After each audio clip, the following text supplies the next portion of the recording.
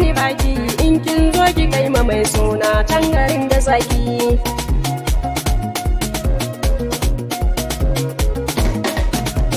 Sakon so zani baki kin ji yar uwa, dan Allah ki sa ya sani can a rayuwa. Yadda ya so hakan nake so babu damuwa. Fata na cika burina a rayuwa. Mai tafiya gida ka ta sako zani baki in kin zo ki kai ma mai suna can garin da zaki. Akan shi bani ji ban gani ko na sha wuya, wanda nake masani dai bani kishiya. Ko da ya so wata sai na shege shegiya, domin ni da shi mutuka raba ce a rayuwa. Mai tafiya gida ka ta sako zani baki in kin zo ki kai ma mai suna can garin da zaki. Mai tafiya ki buɗe kunnen ki zani shaddada, ko ke ce zaki so shi zaki hau gada, in kin hauta zaki fada can kasan gada. Na san ni da jarumi na akwai amana. Mai tafiya gida ka ta sako zani baki in kin zo ki kai ma mai suna can garin da zaki. Fata na ni da shi mu aure na so da kauna. Shawa'atu je ki nemi naki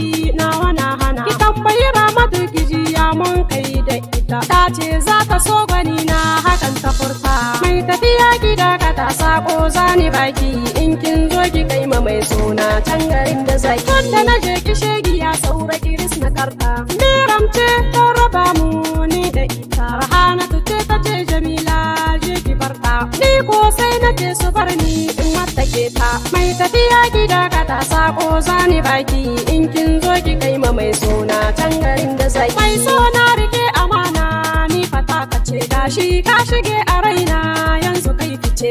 An ce na barka na san zana haukace, mai suna kula da ni fata ka ce.